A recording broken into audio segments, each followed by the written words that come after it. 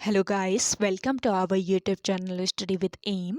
आज मैं आप सभी के लिए काफ़ी इंपॉर्टेंट वीडियो लेके आई हूँ। तो देखिए, आज मैं आप सभी के लिए हमारे द्वारा चलाई जा रही यूकेपीएससी ओल्ड पेपर सीरीज़ का 10वां पार्ट लेके आई हूँ, जिसमें हम आज यूकेपीएससी द्वारा 2019 में कंडक्ट कराए गए पेपर को सॉल्व करेंगे। देखिए, यूकेपीएससी के जो प्रीवियस ईयर क्वेश्चन पेपर हैं ये काफ़ी इंपॉर्टेंट है आपके आगामी सभी एग्ज़ाम्स के लिए। और आज का ये जो पेपर है ये आपके आगामी उत्तराखंड पुलिस, पटवारी, लेखपाल, फॉरेस्ट गार्ड व अन्य यूकेपीएससी द्वारा कंडक्ट कराए जाने वाले सभी एग्जाम्स के लिए इम्पोर्टेंट रहने वाला है। तो आप सभी लोग हमारे इस पेपर सेट में स्टार्टिंग से लेकर एंड तक बने रहें। और अभी तक आप लोगों को 9 previous year question paper already solve करा दिए गए हैं। तो जिन लोगों ने इन पेपर्स का सॉल्यूशन नहीं देखा है, स्टडी विद एम पर यूकेपीएससी ओल्ड पेपर सीरीज नाम से प्लेलिस्ट बनाई गई है, तो वहाँ पे आप विजिट करके अब तक के सारे पेपर्स का सॉल्यूशन एक साथ देख सकते हैं। तो चलिए आज के इस सेशन को हम स्टार्ट करते हैं। स्टार्ट करने से पहले जिन लोगों ने अभी तक हमारे YouTube channel study with M को सब्सक्राइब नहीं किया है वो सब्सक्राइब कर लें। साथ ही साथ बगल में जो बेल आइकन दिख रहा है इसे भी प्रेस कर लें, ताकि हम कोई भी वीडियो डालते हैं तो उसका नोटिफिकेशन आपके पास जल्द से जल्द पहुँच जाए। आप सभी लोग हमारे टेलीग्राम चैनल को भी ज्वाइन कर सकते हैं, ये भी स्टडी विद एम के नाम से ही बना हुआ है। और टेलीग्राम चैनल पर रात को 8 बजे क्विज़ का भी आयोजन किया जाता है। काफ़ी महत्वपूर्ण क्वेश्चन आपको क्विज़ के रूप में दिए जा रहे हैं, तो आप कोई ज्वाइन कर सकते हैं। तो चलिए आज के इस पेपर को हम सॉल्व करते हैं। और इस सेशन का पहला क्वेश्चन है, करतारपुर साहिब गुरुद्वारा के कॉरिडोर पश्चिमी पंजाब पाकिस्तान के किस जिले में स्थित है? तो देखिए, करतारपुर साहिब गुरुद्वारा के कॉरिडोर पश्चिमी पंजाब पाकिस्तान के किस जिले में स्थित है? नारोवाल जिले में। ऑप्शन डी इस क्वेश्चन का करेक्ट आंसर है। अगला क्वेश्चन देखें, 2019 एएफसी एशियन कप फुटबॉल का आयोजन किस देश में किया गया? तो देखिए, 2019 एएफसी एशियन फुटबॉल कप का जो आयोजन है ये किस देश में किया गया था? संयुक्त अरब अमीरात में किया गया था। ऑप्शन बी यहाँ पे आपका राइट आंसर हो जाएगा। अगला क्वेश्चन देखेंगे, प्रसिद्ध फिल्म निर्माता मृणाल सेन जिनका 30 दिसंबर 2018 को कोलकाता में देहांत हुआ, आयु कितनी थी? तो इनकी आयु बतानी है, तो इनकी आयु थी 95 ईयर्स। ऑप्शन डी इस क्वेश्चन का राइट आंसर है। अगला क्वेश्चन देखें,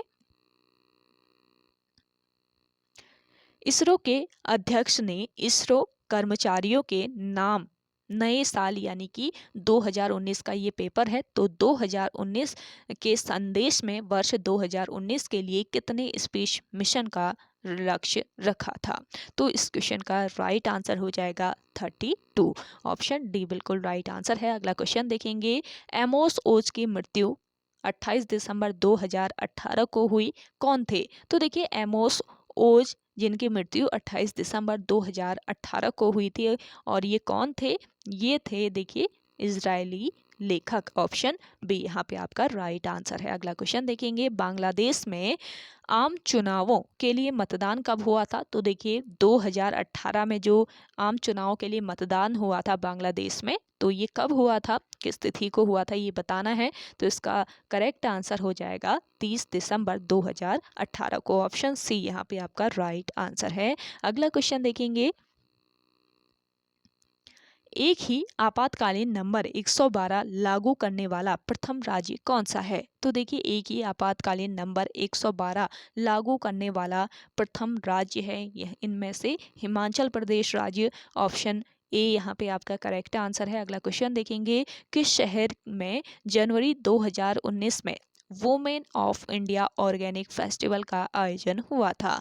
तो देखिए, किस शहर में? ये शहर है चंडीगढ़ शहर, जहां पर 2019 में women of India organic festival का आयोजन हुआ था। अगला क्वेश्चन देखेंगे, केंद्रीय फिल्म प्रमाणन बोर्ड के अध्यक्ष के रूप में पहलाज निहलानी की जगह किसने ली थी? तो देखिए, केंद्रीय फिल्म प्रमाणन बोर्ड के अध्यक्ष के रूप में पहलाज निहलानी की जगह ली थी किसने? इसका राइट आंसर हो जाएगा प्रसून जोशी ने। ऑप्शन डी इस क्वेश्चन का करेक्ट आंसर हो जाएगा। अगला क्वेश्चन देखेंगे, ऑस्कर 2018 के लिए भारतीय प्रविष्टि हेतु किस फिल्म को नामांकित किया गया? तो देखिए, ऑस्कर 2018 के लिए भारतीय प्रविष्टि हेतु कौन सी ये फिल्म थी जिसका नामांकन किया गया था? ये फिल्म थी न्यूटन फिल्म। ऑप्शन सी इस क्वेश्चन का राइट आंसर है। अगला क्वेश्चन देखिएगा, भारत में किस तिथि से जीएसटी लागू हुआ? तो देखिए जीएसटी भारत में कब से किस तिथि से लागू किया गया ये बताना है। तो इसका करेक्ट आंसर हो जाएगा देखिए 1 जुलाई 2017 से। 1 जुलाई 2017 से जीएसटी लागू हो गया था भारत में। अगला क्वेश्चन देखेंगे,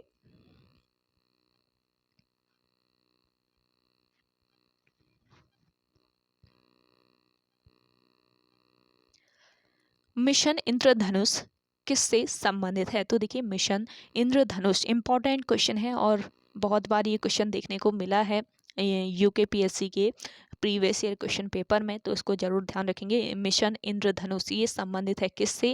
इसका राइट आंसर है देखिए प्रतिरक्षण से। ये संबंधित है मिशन इंद्रधनुष किससे? प्रतिरक्षण से।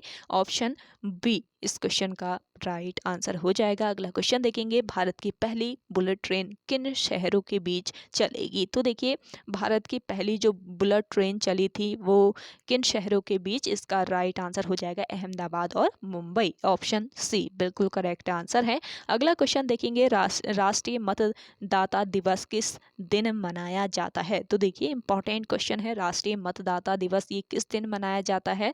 आगामी एग्जाम के लिए काफी महत्वपूर्ण ये क्वेश्चन है आपका। तो इसका राइट आंसर हो जाएगा 25 जनवरी को। राष्ट्रीय मतदाता दिवस जो है ये 25 जनवरी को मनाया जाता है। अगला क्वेश्चन देखें, निम्नलिखित में से कौन भारतीय रिजर्व बैंक के गवर्नर नहीं रहे? तो कौन नहीं रहे इनमें से बताना है।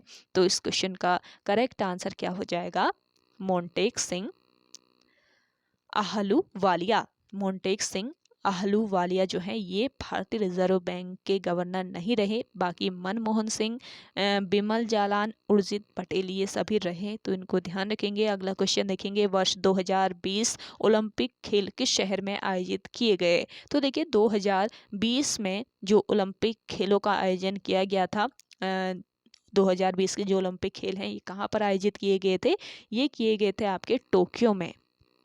ऑप्शन ए इस क्वेश्चन का राइट आंसर हो जाएगा। अगला क्वेश्चन देखेंगे, रेणुकाजी डैम मल्टीपर्पज प्रोजेक्ट के लिए कितने राज्यों ने समझौते पर हस्ताक्षर किए हैं? तो देखिए Renukaji dam multi purpose project के लिए कितने राज्यों ने समझौते पर हस्ताक्षर किए हैं ये बताना है। तो इसका करेक्ट आंसर हो जाएगा 6 राज्य। कौन कौन से ये 6 राज्य हैं आप कमेंट कीजिए अगर आप सभी को इसका आंसर आ रहा है। अगला क्वेश्चन देखेंगे, महिला एवं बाल विकास मंत्रालय द्वारा शुरू किया गया ऑनलाइन अभियान कौन सा है? तो देखिए महिला एवं बाल विकास मंत्रालय द्वारा शुरू किया गया ऑनलाइन जो अभियान है, इस अभियान का क्या नाम है? इस अभियान का नाम है web wonder women. Option D यहाँ पे आपका राइट आंसर है। अगला क्वेश्चन देखेंगे, भारतीय कृषि में योगदान के लिए प्रथम वर्ल्ड एग्रीकल्चर प्राइज किसे प्रदान किया गया? तो देखिए भारतीय कृषि में योगदान के लिए प्रथम वर्ल्ड एग्रीकल्चर प्राइज प्रदान किया गया था किसे? इसका राइट आंसर है MS स्वामीनाथन को। ऑप्शन सी बिल्कुल सही आंसर हो जाएगा आपका यहाँ पे। अगला क्वेश्चन देखेंगे, किसे यूनिसेफ द्वारा भारत की सबसे पहली यूथ एम्बेसडर बनाया गया था? देखिए काफ़ी यूनिक क्वेश्चन है, आज के इस पेपर में एकदम यूनिक क्वेश्चन ही पूछता है यूकेपीएससी। तो आप सभी लोग एंड तक इस पेपर सेट में बने रहें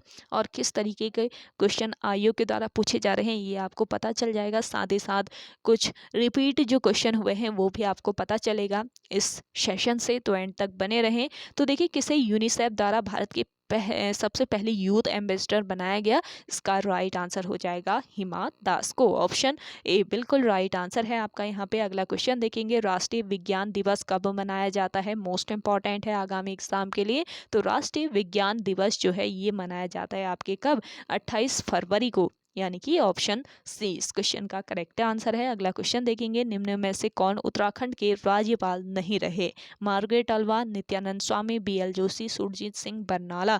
कौन नहीं रहे? जल्दी से कमेंट कीजिए। उत्तराखंड राज्य के कौन राज्यपाल नहीं रहे? ये तो सभी को पता ही होगा। नहीं पता है जिन लोगों को मैं बता देती हूँ, नित्यानंद स्वामी उत्तराखंड राज्य के राज्यपाल नहीं रहे, यानी कि ऑप्शन बी यहाँ पे आपका राइट आंसर हो जाएगा। चलिए अगला क्वेश्चन देखते हैं। अगला क्वेश्चन है आपका, ग्लोबल सोलर काउंसिल का पहला भारतीय अध्यक्ष कौन बना? तो देखिए ग्लोबल सोलर काउंसिल का पहला भारतीय अध्यक्ष बना इनमें से Pranav R Mehta. Option D यहाँ पे आपका राइट आंसर हो जाएगा। अगला क्वेश्चन देखिएगा,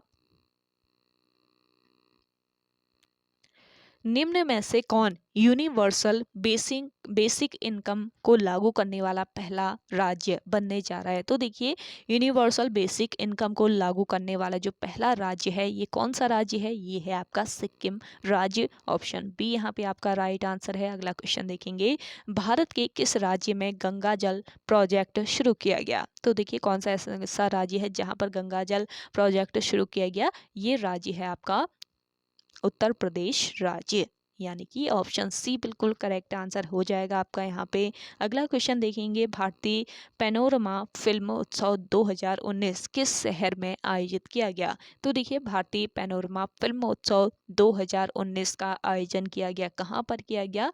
इसका करेक्ट आंसर हो जाएगा देखिए नई दिल्ली में इसका आयोजन किया गया था। अगला क्वेश्चन देखेंगे, अढ़ाई दिन का झोपड़ा का निर्माण कराया था? तो देखिए अढ़ाई दिन का झोपड़ा ये किसने बनवाया था? जल्दी से कमेंट कीजिए आप सभी को अगर आंसर आ रहा है, क्या इसका राइट आंसर होगा? आप सभी लोग भी पढ़ाई करते हैं ना, डेली पढ़ाई कर रहे हैं आप सभी लोग, बताएं अढ़ाई दिन का झोपड़ा का निर्माण कराया था? कमेंट सेक्शन में जल्दी से आंसर करके बताएं। तो देखिए आपको राइट आंसर बता देती हूँ, अढ़ाई दिन का जो झोपड़ा है इसका निर्माण किसने कराया था? इसका राइट आंसर हो जाएगा कुतुबुद्दीन ऐबक ने। ऑप्शन बी यहाँ पे आपका राइट आंसर है। अगला क्वेश्चन देखेंगे, कुतुबुद्दीन के शासनकाल की राजधानी थी? तो देखिए कुतुबुद्दीन के शासनकाल की जो राजधानी थी वो कहाँ पर थी? ये थी लाहौर में। ऑप्शन सी यहाँ पे आपका राइट आंसर है। अगला क्वेश्चन देखेंगे, किसके शासनकाल में तुलसीदास ने रामचरित मानस की रचना की थी? तो देखिए इंपॉर्टेंट क्वेश्चन है ना, तो तुलसीदास ने रामचरित मानस की रचना करी ये तो सभी को पता है, लेकिन किसके शासनकाल में करी ये क्वेश्चन पूछा गया है आयोग के द्वारा। तो ये इसका राइट आंसर हो जाएगा अकबर के शासनकाल में तुलसीदास ने रामचरितमानस की रचना की थी। तो तुलसीदास किसके समकालीन थे? अगर आपको पता रहेगा तो इसको आप करेक्ट कर सकते हैं। अगला क्वेश्चन देखेंगे, अमीर खुसरो संगीतकार थे एवं एक? तो देखिए अमीर खुसरो एक संगीतकार थे और ये एक सूफी संत, फारसी तथा हिंदी लेखक, इतिहासकार एवं विद्वान सभी थे। तो ये सभी ऑप्शन डी बिल्कुल राइट आंसर हो जाएगा। अगला क्वेश्चन देखेंगे, बंगाल शासन के प्रथम गवर्नर जनरल कौन थे? बंगाल शासन के प्रथम गवर्नर जनरल थे इनमें से वॉरेन हेस्टिंग्स। ऑप्शन सी यहाँ पे आपका करेक्ट आंसर है।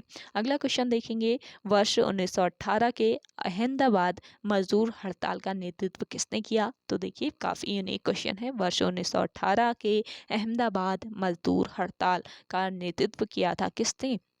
सरदार वल्लभ भाई पटेल ने। ऑप्शन ए यहाँ पे आपका राइट आंसर है। अगला क्वेश्चन देखेंगे, कांग्रेस की प्रथम भारतीय महिला अध्यक्ष कौन थी? कांग्रेस की प्रथम भारतीय महिला अध्यक्ष बतानी है तो ये थी श्रीमती सरोजिनी नायडू। ऑप्शन ए इस क्वेश्चन का राइट आंसर है।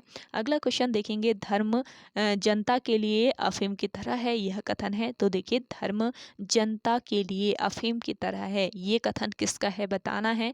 तो ये कथन है किसका? कार्ल मार्क्स का ये कथन हो जाएगा। किसका? कार्ल मार्क्स का ये कथन है।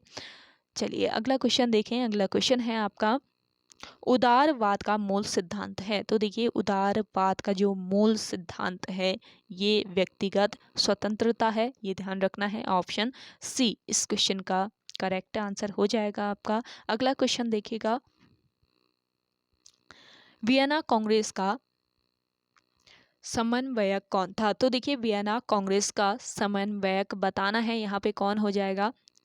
मैटरनिक। ऑप्शन बी इस क्वेश्चन का राइट आंसर है। अगला क्वेश्चन देखेंगे, इंग्लैंड में हाउस ऑफ कॉमन का पहला भारतीय सदस्य कौन बना? तो देखिए इंग्लैंड में स्थित है हाउस ऑफ कॉमन और इसका पहला भारतीय सदस्य कौन बना था? इसका राइट आंसर है दादा भाई नौरोजी। अगला क्वेश्चन देखेंगे, भारत छोड़ो आंदोलन के समय भारत में समांतर सरकार सर्वप्रथम कहाँ बनाई गई? तो देखिए, भारत छोड़ो आंदोलन के समय भारत में समांतर सरकार बनाई गई थी, और सबसे पहले कहाँ बनाई गई ये बताना है। इसका राइट आंसर हो जाएगा बलिया में।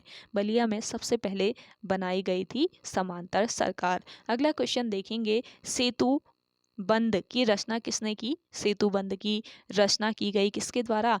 प्रवरसेन द्वितीय के द्वारा। ऑप्शन बी यहाँ पे आपका करेक्ट आंसर है। अगला क्वेश्चन देखेंगे, नेपोलियन एवं पोप के मध्य हुए समझौते को किस नाम से जाना जाता है? तो देखिए, नेपोलियन और पोप के मध्य एक समझौता हुआ, जिसे किस नाम से इसे जाना जाता है? कान कोडर्ट नाम से। ऑप्शन सी यहाँ पे आपका राइट आंसर है। अगला क्वेश्चन देखेंगे, भीम बेटका शैलाश्रय कहाँ पर स्थित है? तो देखिए, मोस्ट इंपॉर्टेंट क्वेश्चन है, किस राज्य में स्थित है भीम बेटका शैलाश्रय, ये बताना है। तो इसका राइट आंसर हो जाएगा मध्य प्रदेश। भीम बेटका शैलाश्रय है मध्य प्रदेश राज्य में। अगला क्वेश्चन देखेंगे, पुष्यमित्र शुंग द्वारा 2 अश्वमेध यज्ञ किए जाने के बारे में जानकारी किस लेख में मिलती है? तो देखिए, इनके द्वारा 2 अश्वमेध यज्ञ किए गए, और इसके बारे में जो जानकारी है ये किस लेख से मिलती है? ये लेख है अयोध्या अभिलेख। ऑप्शन डी यहाँ पे आपका बिल्कुल राइट आंसर है। अगला क्वेश्चन देखेंगे, फ्रांस में बुर्बो वंश की स्थापना किसने की थी? तो देखिए, फ्रांस में बुर्बो वंश की स्थापना की अगर हम बात करते हैं तो इसकी स्थापना किसने की थी? इसकी स्थापना की थी हेनरी चतुर्थ ने। तो ऑप्शन ए बिल्कुल करेक्ट आंसर है आपका यहाँ पर। अगला क्वेश्चन देखेंगे, लास्ट जजमेंट के चित्रकार कौन थे? लास्ट जजमेंट के चित्रकार बताने हैं कौन थे? इसका राइट आंसर हो जाएगा माइकल एंजेलो। ऑप्शन बी इस क्वेश्चन का बिल्कुल राइट आंसर है। अगला क्वेश्चन देखेंगे, आधुनिक काल का चाणक्य किसे कहा जाता है? इंपॉर्टेंट क्वेश्चन है। तो आधुनिक काल का जो चाणक्य है ये कहा जाता है किसको? मैकियावेली को। ऑप्शन सी इस क्वेश्चन का राइट आंसर हो जाएगा। अगला क्वेश्चन देखेंगे, नाइब ए मुमलिकत का पद किसके शासनकाल में सृजित किया गया था? देखिए, नाइब ए मुमलिकत का जो पद है ये किसके शासनकाल में सृजित किया गया था? बहराम शाह के शासनकाल में। तो आप देख रहे हैं ना, तो हिस्ट्री किस लेवल की आयोग पूछ रहा है, तो इसी लेवल की आपकी आगामी एग्जाम में भी पूछी जाएगी। तो आप सभी लोग एंड तक इस पेपर सेट में बने रहें, और प्रीवियस ईयर क्वेश्चन पेपर काफ़ी सारे आपको सॉल्व करा दिए गए हैं, तो उनको आप एक बार यूकेपीएससी ओल्ड पेपर सीरीज नाम से जो प्लेलिस्ट बनाई गई है स्टडी विद एम पर, वहाँ पे विजिट करके देख लीजिए किस तरीके से और आयोग और भी क्वेश्चन पूछ रहा है, तो उसी बेस पे आप अपनी तैयारी कीजिए। अगला क्वेश्चन देखेंगे, 2001 से 2011 के मध्य भारत के निम्नलिखित प्रदेशों में किस प्रदेश में न्यूनतम जनसंख्या वृद्धि दर दर्ज की गई? तो देखिए, 2001 से लेकर 2011 के बीच में भारत में किस प्रदेश में न्यूनतम जनसंख्या वृद्धि दर्ज की गई ये बताना है। तो ये प्रदेश कौन सा था? ये प्रदेश था आपका नागालैंड। ऑप्शन ए इस क्वेश्चन का राइट आंसर है। अगला क्वेश्चन देखेंगे, संयुक्त राज्य अमेरिका के निम्नलिखित राज्यों में कौन राज्य बसंतकालीन गेहूं की खेती के लिए प्रसिद्ध है? तो देखिए, संयुक्त राज्य अमेरिका के इन राज्यों में बताना है कि कौन सा ऐसा राज्य है जो बसंतकालीन गेहूं की खेती के लिए काफ़ी फेमस है। तो ये जो राज्य है ये है आपका कौन सा राज्य? उत्तरी डकोटा राज्य। ऑप्शन ए यहाँ पे आपका राइट आंसर है। चलिए अगला क्वेश्चन देखते हैं। अगला क्वेश्चन है आपका, हिमालय की निम्नलिखित प्रमुख श्रेणियों में से पीर पंजाल श्रेणी किस मुख्य श्रेणी में स्थित है? तो देखिए, आपको बताना है कि हिमालय की जो प्रमुख श्रेणियां हैं तो इसमें पीर पंजाल श्रेणी किस मुख्य श्रेणी में स्थित है? तो देखिए, पीर पंजाल श्रेणी जो है ये स्थित है लघु हिमालय में।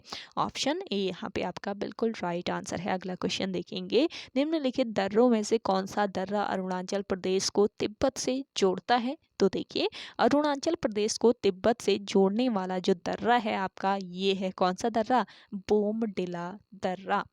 ऑप्शन डी यहाँ पे आपका राइट आंसर है। और दर्रे जो हैं ये आप ऑलमोस्ट क्लियर कर लीजिए, क्योंकि काफ़ी सारे क्वेश्चन दर्रों से आयोग के द्वारा पूछे जा रहे हैं। आप जितने भी प्रीवियस ईयर क्वेश्चन पेपर देखेंगे उसमें आपको पता चलेगा कि कितने क्वेश्चन पूछे जा रहे हैं दर्रों से रिलेट करके।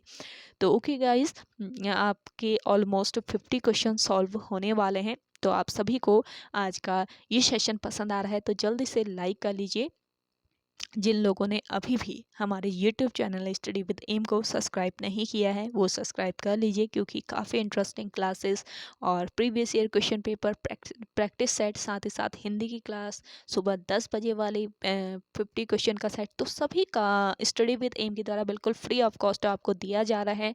100 क्वेश्चन का प्रैक्टिस सेट आयु के पैटर्न पर तैयार किया गया, आपको अल्टरनेट डेज पे प्रोवाइड किया जा रहा है, यानी कि एक दिन आपका प्रीवियस ईयर क्वेश्चन पेपर आपको सॉल्व किया जाता है, एक दिन आपको प्रैक्टिस सेट दिया जा रहा है। तो आप इन्हें ज़रूर ज्वाइन कर लीजिए, क्योंकि सारे क्लासेस बिल्कुल फ्री ऑफ कॉस्ट है। और इसके लिए ऐसे ही इंटरेस्टिंग क्लासेस देखने के लिए स्टडी विद एम को जल्दी से आप सभी लोग सब्सक्राइब कर लीजिए, जो लोग नए हैं। और जो हमारे पुराने व्यूअर हैं जो डेली क्लासेस देखते हैं, तो उन्होंने तो सब्सक्राइब कर ही लिया होगा। और ज़्यादा से ज़्यादा आप सभी लोग इस सेशन को शेयर कीजिएगा अपने दोस्तों के साथ, अपने व्हाट्सएप ग्रुप्स में। तो आपके 50 क्वेश्चन यहाँ पे सॉल्व हो चुके हैं। चलिए अगला क्वेश्चन देखते हैं। भारत में निम्नलिखित राज्यों में से सर्वाधिक कोयले का भंडार कहाँ पाया जाता है? तो देखिए भारत में सर्वाधिक कोयले का जो भंडार है वो कहाँ पर पाया जाता है? जिन्हें आंसर आ रहा है आप कमेंट करके बता सकते हैं कमेंट सेक्शन में। आपकी स्टडी कैसे चल रही है इससे भी आपको पता चलेगा। आंसर कीजिए कि भारत में सर्वाधिक कोयले का भंडार किस राज्य में पाया जाता है? इन राज्यों में से, दिए गए राज्यों में से। तो यहाँ पे दिए गए राज्यों में से करेक्ट आंसर क्या हो जाएगा आपका? झारखंड राज्य। ऑप्शन सी बिल्कुल करेक्ट आंसर है। अगला क्वेश्चन देखेंगे। निम्नलिखित पर्वत श्रृंखलाओं में से पचमढ़ी हिल स्टेशन किस में स्थित है? तो देखिए दी गई जो श्रृंखलाएं हैं इसमें से पचमढ़ी हिल स्टेशन किस में स्थित है ये बताना है। तो पचमढ़ी हिल स्टेशन स्थित है आपका सतपुड़ा में, सतपुड़ा पर्वत श्रृंखला में। सतपुड़ा पर्वत श्रृंखलाओं की हाइट कितनी है ये आप कमेंट करके बताएं कमेंट सेक्शन में जल्दी से। अगला क्वेश्चन देखेंगे। निम्नलिखित द्वीपों में से किसको जापान की चावल की कटोरी के नाम से जाना जाता है? तो देखिए जापान की चावल की कटोरी के नाम से किस द्वीप को जाना जाता है? ये द्वीप है आपका, कौन सा द्वीप? होन्शु द्वीप। ये द्वीप है होन्शु द्वीप, जो कि कहाँ पर? जापान में स्थित है, और इसको जापान की चावल की कटोरी के नाम से जाना जाता है। अगला क्वेश्चन देखेंगे। निम्नलिखित में से कौन उष्ण एवं उपोष्ण कटिबंधीय क्षेत्र की कृषि की प्रमुख विशेषता है? तो देखिए उष्ण और उपोष्ण कटिबंधीय क्षेत्र की कृषि की प्रमुख विशेषता क्या है? इसका करेक्ट आंसर हो जाएगा गहन कृषि। यहाँ पर गहन कृषि होती है। अगला क्वेश्चन देखेंगे। हुदहुद चक्रवात भारत के निम्नलिखित तटीय प्रदेशों में से किससे संबंधित है? तो देखिए हुदहुद जो चक्रवात है ये किस तटीय प्रदेश से संबंधित है? इसका करेक्ट आंसर है देखिए यहाँ पे आंध्र तटीय प्रदेश।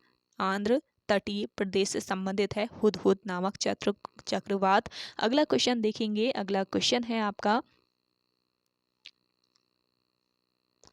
निम्नलिखित मध्याह्न रेखाओं में से ग्रीनविच माध्य समय कहाँ से लिया या फिर माना जाता है? तो देखिए इन मध्याह्न रेखाओं के अकॉर्डिंग बताना है कि ग्रीनविच माध्य समय कहाँ से लिया या फिर माना जाता है। तो यहाँ पे आपका करेक्ट आंसर क्या हो जाएगा? करेक्ट आंसर है आपका ऑप्शन सी 0 डिग्री से। ऑप्शन सी बिल्कुल राइट आंसर है। अगला क्वेश्चन देखें।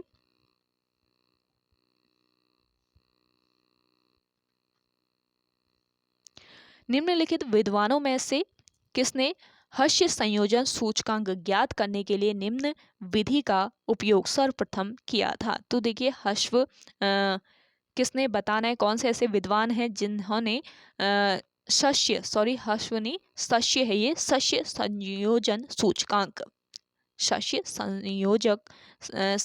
संयोजन सूचकांक ज्ञात करने के लिए इस विधि जो विधि दी गई है इसका उपयोग सर्वप्रथम किया। तो ये कौन से विद्वान थे? ये विद्वान थे आपके कौन से? इसका करेक्ट आंसर है यहाँ पे देखिए J.C. वेबर। ऑप्शन बी यहाँ पे आपका राइट आंसर हो जाएगा। अगला क्वेश्चन देखेंगे। 2011 की जनगणना के अनुसार भारत के निम्नलिखित राज्यों में से सर्वाधिक जनसंख्या घनत्व पाया गया है? तो देखिए 2011 के जनगणना के अनुसार बताना है कि भारत के इन राज्यों में से सर्वाधिक जनसंख्या घनत्व किस राज्य में पाया गया है? तो यहाँ पे इस क्वेश्चन का राइट आंसर हो जाएगा बिहार राज्य, ऑप्शन बी, ऑप्शन डी यहाँ पे आपका राइट आंसर है। अगला क्वेश्चन देखेंगे, भारत के निम्नलिखित राज्यों में से किस राज्य में बोकारो लौह एवं इस्पात संयंत्र स्थित है? तो देखिए बोकारो लौह एवं इस्पात संयंत्र ये किस राज्य में स्थित है? ये स्थित है आपके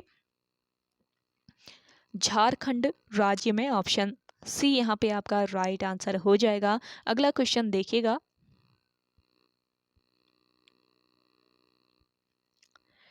निम्नलिखित देशों में से किस देश में तकला-माकन मरुस्थल स्थित है? तो देखिए तकला-माकन जो मरुस्थल है, तकला-माकन मरुस्थल ये कहाँ पर स्थित है, किस देश में स्थित है ये बताना है। तो इसका करेक्ट आंसर हो जाएगा चीन में, चीन में स्थित है ये मरुस्थल। अगला क्वेश्चन देखेंगे, जेनोवा निम्नलिखित देशों में से किस एक देश का प्रसिद्ध एवं प्रमुख बंदरगाह है? तो देखिए जेनोवा जो है ये इन देशों में से किस देश का एक प्रसिद्ध एवं प्रमुख बंदरगाह है?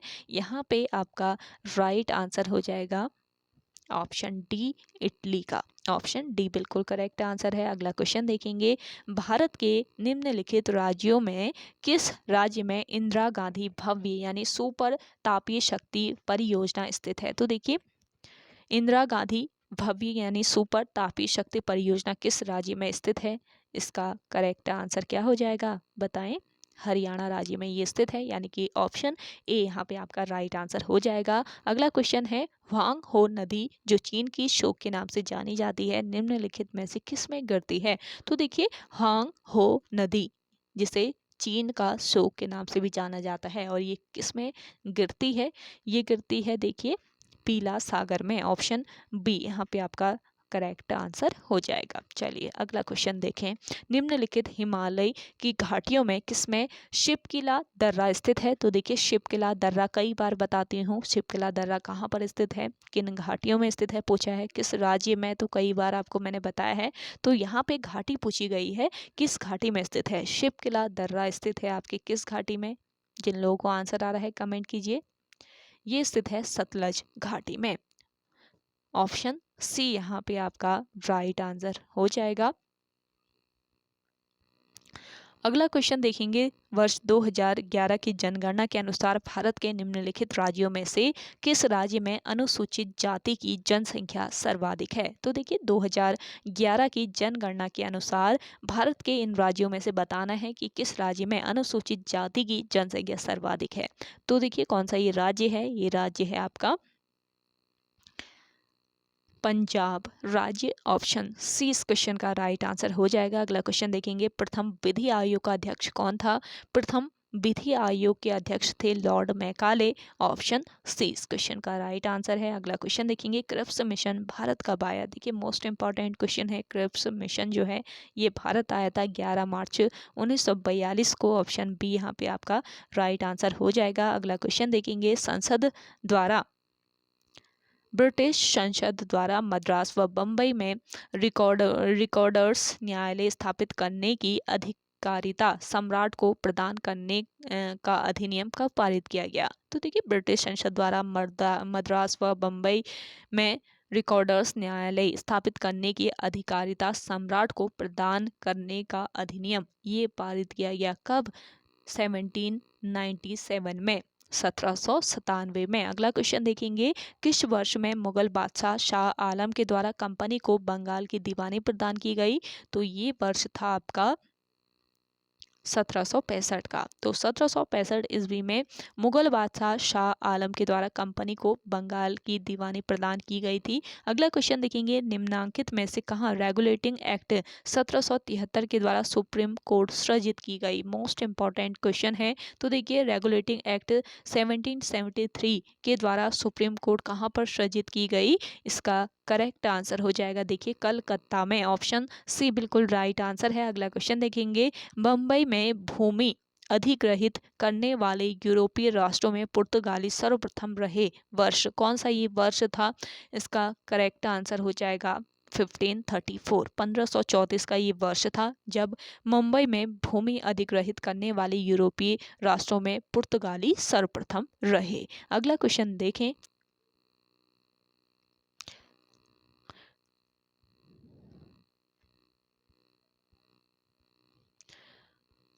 तो देखिए यहाँ से जो आपके क्वेश्चन स्टार्ट होते हैं ये कानून से संबंधित क्वेश्चन है जो कि आपके सिलेबस में नहीं है। तो यहाँ से हम इन क्वेश्चंस को क्या कर लेते हैं, स्किप कर लेते हैं और सीधे मिलते हैं आपको जहाँ से आपका सिलेबस के अकॉर्डिंग आपका सिलेबस के अकॉर्डिंग क्वेश्चन है, तो वहीं से हम स्टार्ट करते हैं। तो यहाँ आप स्किप कर लीजिए इसको। कानून से संबंधित क्वेश्चन आपके सिलेबस में नहीं है तो हमने स्किप कर लिया। चलिए यहाँ से हम अब स्टार्ट करते हैं क्योंकि काफ़ी महत्वपूर्ण आपका यहाँ से सेशन रहने वाला है, तो एंड तक आप सभी लोग बने रहें। तो देखिए ब्रिटिश नागरिकों को कंपनी के दीवानी क्षेत्राधिकार में रखने वाला ब्लैक एक्ट किस वर्ष पारित किया गया? तो देखिए ब्लैक एक्ट ये किससे संबंधित था? ब्रिटिश नागरिकों को कंपनी के दीवानी क्षेत्राधिकार में रखने से ये संबंधित था और ये किस वर्ष पारित किया गया ये बताना है। तो देखिए ब्लैक एक्ट की बात करें तो ये पारित किया गया कब? वर्ष 1836 ईस्वी में। ऑप्शन बी यहाँ पे आपका बिल्कुल राइट आंसर है। अगला क्वेश्चन देखें। अगला क्वेश्चन है आपका, निम्नांकित में से किस एक गवर्नर जनरल ने प्रथम बार विधि के अनुसार शासन के सिद्धांत को लागू किया? तो देखिए कौन सा ये गवर्नर जनरल था? ये गवर्नर जनरल था लॉर्ड कॉर्नवालिस, जिसने विधि के अनुसार शासन के सिद्धांत को लागू किया था। पहली बार किया था, ये भी याद रखेंगे, पहली बार। कौन सा ऐसा गवर्नर जनरल है जिसने पहली बार विधि के अनुसार शासन के सिद्धांत को लागू किया? ये था लॉर्ड कॉर्नवालिस। अगला क्वेश्चन देखेंगे, निम्नांकित में से किस गवर्नर जनरल के द्वारा न्यायिक काम के बोझ को अदालतों में कम करने तथा वादों को शीघ्र निपटाने के उद्देश्य से कोर्ट फीस लगाई गई थी? तो यहाँ पे आपका राइट आंसर हो जाएगा कौन सा ये गवर्नर जनरल था? ये गवर्नर जनरल था जॉन शोर।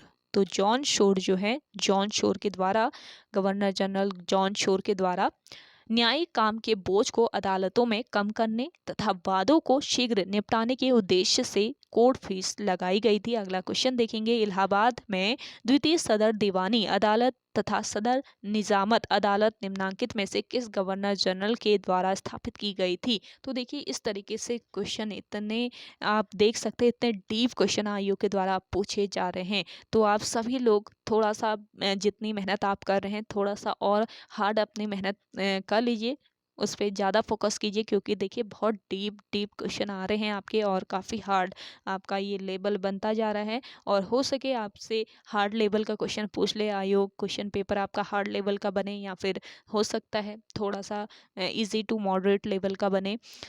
तो आप सभी लोग हर तरीके से प्रिपेयर रहें।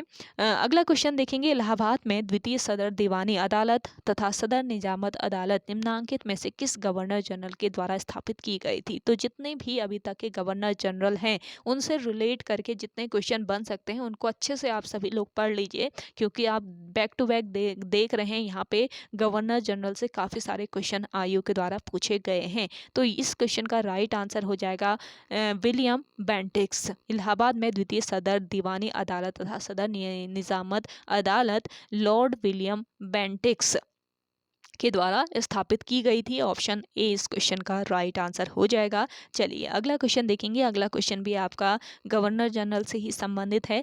तो निम्नांकित में से किस गवर्नर जनरल ने सदर अदालतों में मुख्य न्यायाधीश की नियुक्ति गवर्नर जनरल की काउंसिल के सदस्यों में से करने की प्रथा को पूर्ण रूप से बंद किया था? तो यहाँ पे आपका राइट आंसर हो जाएगा, ये गवर्नर जनरल थे लॉर्ड कॉर्नवालिस। ऑप्शन बी इस क्वेश्चन का राइट आंसर है। तो यहाँ से गवर्नर जनरल आप अच्छे से पढ़ लीजिए क्योंकि काफ़ी सारे क्वेश्चन पूछे गए हैं देखिए और आगामी एग्जाम के लिए भी इम्पॉर्टेंट है ये क्वेश्चन। अगला क्वेश्चन है, भारतीय विधि रिपोर्ट अधिनियम प्रथम बार कब पारित हुआ? मोस्ट इम्पॉर्टेंट है। तो भारतीय विधि रिपोर्ट अधिनियम जो है ये सबसे पहले कब पारित किया गया था?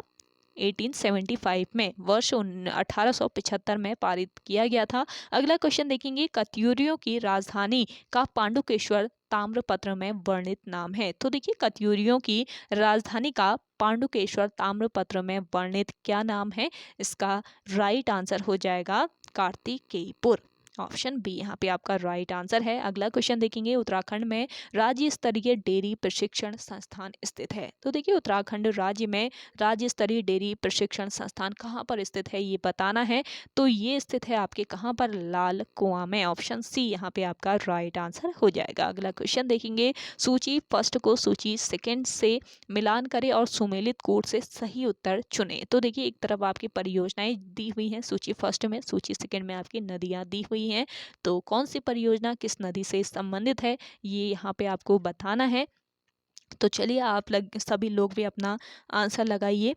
तो खटीमा परियोजना की बात करते हैं तो खटीमा परियोजना है शारदा नदी पर। चीला परियोजना किस नदी पर है, गंगा नदी पर। छिबरो परियोजना किस नदी पर है, ये है टोंस नदी पर। ढालीपुर परियोजना है आपके यमुना नदी पर। तो इस हिसाब से आपका करेक्ट आंसर क्या हो जाएगा, ऑप्शन सी। अगला क्वेश्चन देखेंगे, उत्तराखंड की स्थापना के पश्चात इसकी आय में तृतीयक क्षेत्र का योगदान। तो देखिए उत्तराखंड की स्थापना के बाद बताना है कि इसके आय में तृतीयक क्षेत्र का योगदान क्या हो रहा है, बढ़ रहा है, घट रहा है, या फिर अस्थिर है, या फिर स्थिर है, क्या है ये बताना है। इसका राइट आंसर हो जाएगा बढ़ रहा है, यानी कि ऑप्शन सी यहाँ पे आपका राइट आंसर है। तो उत्तराखंड भी आयोग के द्वारा इस तरीके की पूछी जा रही है, आप देख सकते हैं। अगला क्वेश्चन देखिए, उत्तराखंड में भारतीय रिजर्व बैंक का उप कार्यालय स्थापित किया गया था। तो देखिए उत्तराखंड में भारतीय रिजर्व बैंक का जो उप कार्यालय है ये स्थापित किया गया था। कब स्थापित किया गया था बताना है। तो इसका राइट आंसर हो जाएगा जून 2006 में। ऑप्शन सी बिल्कुल राइट आंसर हो जाएगा। सेशन अभी भी शेयर नहीं किया है आप लोगों ने, तो आप सभी लोग जल्दी से सेशन को शेयर कर दीजिए। और फिर अगला क्वेश्चन देखें, देहरादून में स्थापित प्रथम संस्थान है। तो कौन सा ऐसा संस्थान है जो कि देहरादून में सबसे पहले स्थापित किया गया था। तो इसका करेक्ट आंसर हो जाएगा भारतीय सर्वेक्षण विभाग। भारतीय सर्वेक्षण विभाग जो है इसकी स्थापना कब हुई, जल्दी से आंसर कीजिए कमेंट सेक्शन में। भारतीय सर्वेक्षण विभाग की स्थापना देहरादून में कब की गई। अगला क्वेश्चन देखेंगे, निम्न में से कौन सा शेप भ्रंश रेखा लघु हिमालय को महान हिमालय से पृथक करती है। तो देखिए कौन सा इसमें शेप है या भ्रंश रेखा है जो कि लघु हिमालय को महान हिमालय से अलग करती है। यहाँ पे आपका राइट आंसर है मुख्य सीमांत भ्रंश या शेप। ऑप्शन ए बिल्कुल राइट आंसर है। अगला क्वेश्चन देखेंगे, उत्तराखंड के निम्न जनपदों को उनके साक्षरता प्रतिशत 2011 की जनगणना के अनुसार बताना है। तो आरोही क्रम में व्यवस्थित करना है। उत्तराखंड के इन जनपदों को उनके साक्षरता प्रतिशत के अनुसार व्यवस्थित करना है आरोही क्रम में। तो यहाँ पे आपका आरोही क्रम में 2011 के जनगणना के अनुसार व्यवस्थित जनपद हो जाएंगे कौन से, हरिद्वार, उत्तरकाशी, टिहरी गढ़वाल और बागेश्वर, यानी कि ऑप्शन बी यहाँ पे आपका बिल्कुल राइट आंसर है। अगला क्वेश्चन देखेंगे, निम्न में से कौन सा युग्म सुमेलित नहीं है। तो इनमें से कौन सा युग्म है जो कि सुमेलित नहीं है। ये युग्म है आपका कौन सा है बताएं। दूधातोली शिखर टिहरी गढ़वाल, सॉरी दूधातोली शिखर गढ़वाल जनपद, भागीरथी नदी टिहरी बांध, खतलिंग ग्लेशियर टिहरी गढ़वाल जनपद, रूपकुंड बागेश्वर। तो कौन सा सुमेलित नहीं है, ये वाला रूपकुंड बागेश्वर। रूपकुंड कहाँ पर है, चमोली में। आप पढ़ते आए हो ना रूपकुंड, अक्सर आप पढ़ लेते हो क्योंकि ये क्वेश्चन हमेशा रूपकुंड से रिलेट करके आयोग के द्वारा पूछा जाता है। तो देखिए रूपकुंड है आपके कहाँ पर, चमोली में, बागेश्वर में नहीं है। तो ऑप्शन डी यहाँ पे आपका राइट आंसर है। अगला क्वेश्चन देखेंगे, निम्न में से सर्वोच्च शिखर कौन सा है। तो इनमें से सर्वोच्च शिखर है पंचाचूली, नंदाकोट, हरदेवल या नंदा घूंघटी, कौन सा है ये बताना है। तो इनमें से हो जाएगा सबसे सर्वोच्च शिखर हरदेवल। ऑप्शन डी यहाँ पे आपका राइट है, इन सब में से बताना है आपको। अगला क्वेश्चन है, 2011 की जनगणना के अनुसार अनुसूचित जनजाति का उच्चतम प्रतिशत दर्ज किया गया है। तो 2011 के जनगणना के अनुसार अनुसूचित जनजाति का उच्चतम प्रतिशत दर्ज किया गया है किस जनपद में। ये जनपद है आपका उधम सिंह नगर जनपद। ऑप्शन डी बिल्कुल राइट आंसर है और आगामी एग्जाम के लिए भी मोस्ट इंपॉर्टेंट है। अगला क्वेश्चन देखेंगे, उत्तराखंड से कितने राज्यसभा सदस्य चुने जाते हैं। तो उत्तराखंड से कितने, ये तो आपका रिपीटेड क्वेश्चन है, लगभग अधिकतर पूछा ही जा रहा है ये क्वेश्चन। उत्तराखंड में कितने राज्यसभा सदस्य चुने जाते हैं। तो राज्यसभा सदस्य चुने जाते हैं उत्तराखंड में 3। ऑप्शन डी इस क्वेश्चन का राइट आंसर हो जाएगा। अगला क्वेश्चन देखेंगे, उत्तराखंड में विधानसभा के कितने सदस्य राज्यपाल द्वारा मनोनीत किए जाते हैं? तो उत्तराखंड विधानसभा में बताना है कि कितने सदस्य राज्यपाल के द्वारा मनोनीत किए जाते हैं। तो यहाँ पे हो जाएगा आपका एक सदस्य, ऑप्शन डी इस क्वेश्चन का राइट आंसर है। अगला क्वेश्चन देखेंगे, निम्न में से कौन सुमेलित नहीं है? तो देखिए, हरिदत्त भट्ट, शैलेश लेखक, कालू मेहरा स्वतंत्रता सेनानी, के.एस. वाल्दिया पर्वतारोही, एकता बिष्ट क्रिकेट खिलाड़ी। तो कौन सुमेलित नहीं है बताना है। तो यहाँ पे आपका करेक्ट आंसर क्या हो जाएगा? के.एस. वाल्दिया पर्वतारोही ये आपके सुमेलित नहीं है। तो ऑप्शन सी यहाँ पे आपका राइट आंसर हो जाएगा। अगला क्वेश्चन देखेंगे, उत्तराखंड पंचायत राज में महिलाओं के लिए आरक्षित स्थानों का प्रतिशत है। तो देखिए, उत्तराखंड पंचायत राज का ये क्वेश्चन है। आप देख रहे हैं ना, पंचायती राज से भी क्वेश्चन पूछे जा रहे हैं। तो आप सभी लोगों को अगर पंचायती राज की अलग से क्लास चाहिए तो आप सभी लोग कमेंट कीजिएगा कमेंट सेक्शन में, उसकी अलग से एक क्लास में बना दूंगी, ताकि बहुत सारे क्वेश्चन आपके पंचायती राज के कवर हो जाएं। पंचायती राज से संबंधित काफ़ी क्वेश्चन इंपॉर्टेंट है। तो देखिए, उत्तराखंड पंचायती राज में महिलाओं के लिए आरक्षित स्थान बताने हैं। तो कितना प्रतिशत आरक्षित स्थानों का है? इसका करेक्ट आंसर हो जाएगा आपका ऑप्शन बी 50%। अगला क्वेश्चन देखेंगे, निम्नांकित में से कौन कुनिंद नरेशों से संबंधित है? तो देखिए, कुनिंद नरेशों से कौन संबंधित है? इसका करेक्ट आंसर है यहाँ पे धन भूति, अमोघ भूति। तो उत्तराखंड भी आपकी मॉडरेट लेवल की पूछी जा रही है आयोग के द्वारा, ये आप ध्यान में रख लीजिए। अगला क्वेश्चन देखेंगे, उत्तराखंड में अशोक का शिलालेख स्थित है। तो अशोककालीन शिलालेख कहाँ पर स्थित है? कालसी में स्थित है। ऑप्शन सी यहाँ पे आपका राइट आंसर हो जाएगा। अगला क्वेश्चन देखिएगा, अगला क्वेश्चन है आपका, निम्न में से कौन सुमेलित नहीं है? आरबीआई, रुड़की उच्च न्यायालय नैनीताल, फूलों की घाटी चमोली, भैरव घाटी पिथौरागढ़। तो कौन सा इसमें से सुमेलित नहीं है ये बताना है। इसका राइट आंसर हो जाएगा भैरव घाटी पिथौरागढ़। भैरव घाटी किस जनपद में है? जल्दी से कमेंट कीजिए। अगला क्वेश्चन देखेंगे, निम्न में से सुमेलित युग्म चुने। तो देखिए, इनमें से सुमेलित जो युग्म हो जाएगा आपका कौन सा हो जाएगा?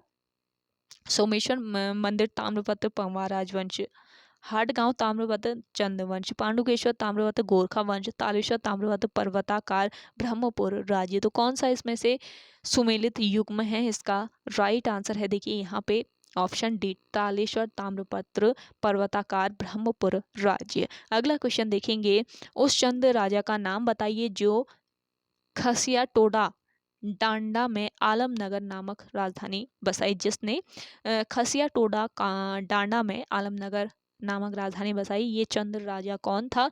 तो ये चंद्र राजा था आपका कौन?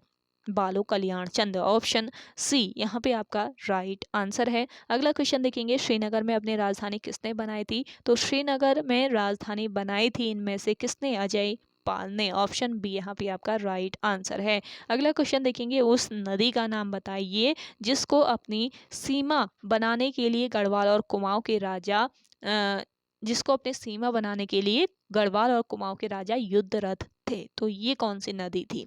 ये नदी थी आपकी कौन सी नदी? पूर्वी रामगंगा नदी। आज का सेशन काफ़ी महत्वपूर्ण है, तो आप सभी लोग इसको एंड तक जरूर फॉलो कीजिए। और साथ ही साथ आप सभी लोग जो भी ये क्वेश्चन है इनको बहुत अच्छे से इन डिटेल वाइज इनको अच्छे से आप सभी लोग पढ़ लीजिए, क्योंकि यहाँ से रिलेट करके भी क्वेश्चन पूछे जा सकते हैं और हो सके यही क्वेश्चन आपके रिपीट हो कुछ क्वेश्चन। अगला है, निम्न में से कौन उत्तराखंड से संबंधित नहीं है? तो इनमें से कौन सी ऐसी प्रजाति है जो उत्तराखंड राज्य से संबंधित नहीं है? किरात संबंधित है, खस संबंधित है, जाड़ भी संबंधित है, संथाल नहीं है। तो यहाँ पे आपका राइट आंसर हो जाएगा कौन सा? Option D. अगला क्वेश्चन है, उत्तराखंड क्रांति दल की स्थापना किस वर्ष हुई? यूकेडी से अक्सर क्वेश्चन बन रहा है, ध्यान रखेंगे। यूकेडी की स्थापना यानी उत्तराखंड क्रांति दल की जो स्थापना है वो कब की गई थी? 1979 में, 1979 में की गई थी। अगला क्वेश्चन देखेंगे, निम्न में से कौन सा स्थान उत्तराखंड में स्थित नहीं है? मतिपुर, मंडावर, लाखामंडल जौनसार, खला मंडल और हरिपुर। कौन सा स्थान है जो उत्तराखंड में स्थित नहीं है? ये स्थान है आपका मतिपुर मंडावर, ये उत्तराखंड में नहीं है। अगला क्वेश्चन देखेंगे, भारतीय संविधान के निम्नांकित अनुच्छेदों में से कौन संसद तथा राज्य विधान पालिकाओं में विधायन शक्ति पर नियंत्रण लगाता है? तो ये अनुच्छेद कौन सा है? ये अनुच्छेद है आपका अनुच्छेद 245। अनुच्छेद 245 संसद तथा राज्य विधान पालिकाओं की विधायन शक्ति पर क्या करता है? नियंत्रण लगाता है। अगला क्वेश्चन देखेंगे, जब राष्ट्रपति एक विधेयक को अनुच्छेद 111 के अंतर्गत पुनर्विचार हेतु वापस करते हैं तब वे निम्नलिखित में से किस निषेधाधिकार का प्रयोग करते हैं? तो ये निषेधाधिकार कौन सा है? इसका राइट आंसर हो जाएगा देखिए निलंबित निषेधाधिकार। ऑप्शन सी इस क्वेश्चन का राइट आंसर है। अगला क्वेश्चन देखेंगे, निम्न में से कौन सा कथन सही नहीं है? तो देखिए इनमें से कथन देख लेते हैं। भारत का राष्ट्रपति राज्यसभा को विघटित कर सकता है। इसके अलावा धन विधेयक केवल लोकसभा में प्रस्तुत किया जा सकता है, ये तो आपका सही कथन है। मंत्रिपरिषद लोकसभा के प्रति सामूहिक रूप से उत्तरदायी है, ये भी सही है। राज्यपाल को राष्ट्रपति हटा सकता है, ये भी सही है। लेकिन इनकरेक्ट कौन सा हो जाएगा इनमें से? ऑप्शन ए, भारत का राष्ट्रपति राज्यसभा को विघटित कर सकता है, तो विघटित नहीं कर सकता है, ये ध्यान रखेंगे। ऑप्शन ए यहाँ पे बिल्कुल राइट आंसर हो जाएगा। अगला क्वेश्चन देखेंगे। अगला क्वेश्चन है आपका, निम्नलिखित में से कौन संसद के दोनों सदनों की कार्यवाही में भाग ले सकता है? तो देखिए संसद के दोनों सदनों की कार्यवाही में कौन भाग ले सकता है? भारत के महान्यायवादी। ऑप्शन डी यहाँ पे आपका करेक्ट आंसर है। अगला क्वेश्चन देखेंगे, लोकसभा के अध्यक्ष का निम्नलिखित में से कौन सा एक कार्य है? तो देखिए लोकसभा के अध्यक्ष का क्या कार्य होता है?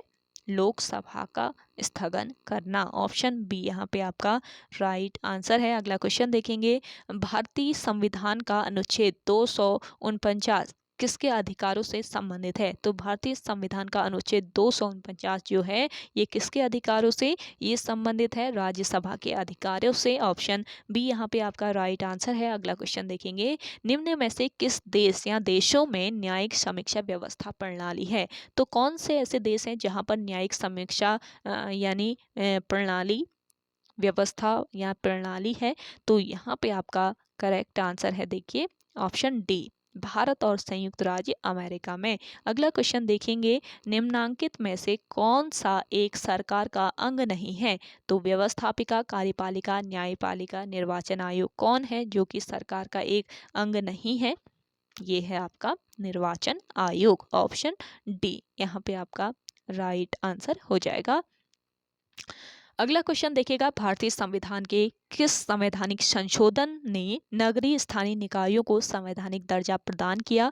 तो देखिए कौन सा ये संवैधानिक संशोधन था? ये संवैधानिक संशोधन था 74वां संविधान संशोधन। अगला क्वेश्चन देखेंगे, भारतीय संविधान निम्नलिखित में से किस न्यायालय के तदर्थ न्यायाधीशों की नियुक्ति की व्यवस्था करता है? तो देख सकते हैं आप पॉलिटी भी काफ़ी सारी पूछ रहा है आयोग, तो पॉलिटी हो गया, आप हिस्ट्री हो गया, बहुत अच्छे से पढ़ लीजिए। साथ ही साथ उत्तराखंड की तैयारी कर लीजिए।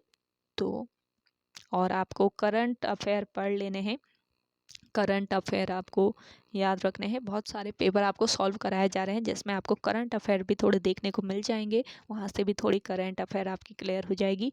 तो आप सभी लोग एंड तक बने रहे इस सेशन में। अगला क्वेश्चन देखें, भारतीय संविधान निम्नलिखित में से किस न्यायालय के तदर्थ न्यायाधीशों की नियुक्ति की व्यवस्था करता है? तो यहाँ पे आपका राइट आंसर हो जाएगा सर्वोच्च न्यायालय में। सर्वोच्च न्यायालय में तदर्थ न्यायाधीशों की नियुक्ति की व्यवस्था करता है भारतीय संविधान। अगला क्वेश्चन देखेंगे, भारतीय संसद की लोक लेखा समिति के अध्यक्ष का नामांकन निम्नलिखित में से कौन करता है? भारतीय संसद की लोक लेखा समिति के अध्यक्ष का नामांकन कौन करता है? इसका राइट आंसर हो जाएगा देखिए लोकसभा अध्यक्ष। ऑप्शन सी यहाँ पे आपका राइट आंसर है। अगला क्वेश्चन देखेंगे, निम्नलिखित में से कौन सा विषय संघ सूची में सम्मिलित नहीं है? तो इनमें से संघ सूची में सम्मिलित नहीं है कानून एवं व्यवस्था। ऑप्शन डी इस क्वेश्चन का राइट आंसर है। अगला क्वेश्चन देखेंगे, राष्ट्रपति राज्यसभा में आंग्ल भारतीय समुदाय के कितने सदस्यों को मनोनीत करते हैं? तो राष्ट्रपति जो है ये राज्यसभा में आंग्ल भारतीय समुदाय के कितने सदस्यों को? 2 सदस्यों को मनोनीत करते हैं, यानी कि ऑप्शन बी यहाँ पे आपका राइट आंसर है। अगला क्वेश्चन देखेंगे, भारत की संसद के संयुक्त अधिवेशन की अध्यक्षता कौन करता है? भारत की संसद के संयुक्त अधिवेशन की जो अध्यक्षता है ये की जाती है लोकसभा के अध्यक्ष के द्वारा। ऑप्शन सी यहाँ पे आपका राइट आंसर है। अगला क्वेश्चन देखेंगे, राष्ट्रपति और उपराष्ट्रपति की अनुपस्थिति में भारत के राष्ट्रपति का दायित्व कौन संभालता है? तो देखिए, राष्ट्रपति और उपराष्ट्रपति की उपस्थिति में भारत के राष्ट्रपति का जो दायित्व है ये कौन संभालता है? ये संभालता है भारत के सर्वोच्च न्यायालय के मुख्य न्यायाधीश। ऑप्शन डी इस क्वेश्चन का राइट आंसर हो जाएगा। चलिए अगला क्वेश्चन देखें।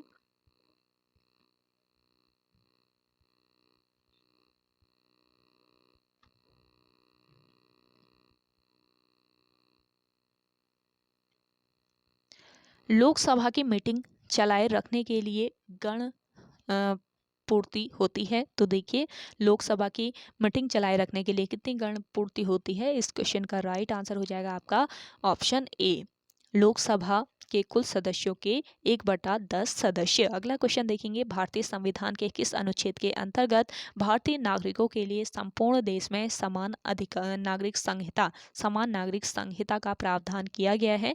तो देखिए, भारतीय संविधान का ये अनुच्छेद है आपका कौन सा? अनुच्छेद 44,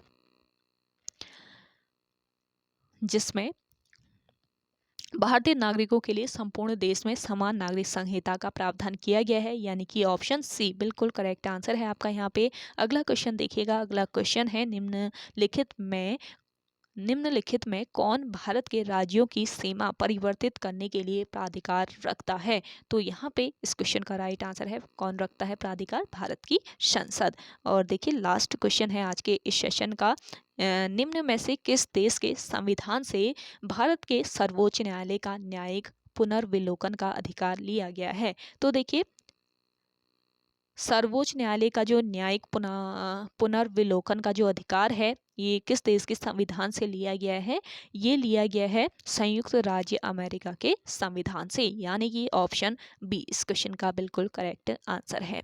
तो ओके गाइस, आज के इस सेशन में इतना ही। आई होप आप सभी को आज का ये सेशन काफ़ी पसंद आया होगा। अगर आप सभी को आज का ये सेशन पसंद आता है तो इस सेशन को लाइक कीजिए, शेयर कीजिए। जिन लोगों ने अभी भी हमारे YouTube channel study with M को सब्सक्राइब नहीं किया है वो सब्सक्राइब कर लें। और शाम 5 बजे आप सभी को हिंदी की क्लास प्रोवाइड कराई गई थी, जो कि आपके आगामी एग्ज़ाम के लिए काफ़ी महत्वपूर्ण रहने वाली है, तो आप सभी लोग उसे ज़रूर देख लीजिए।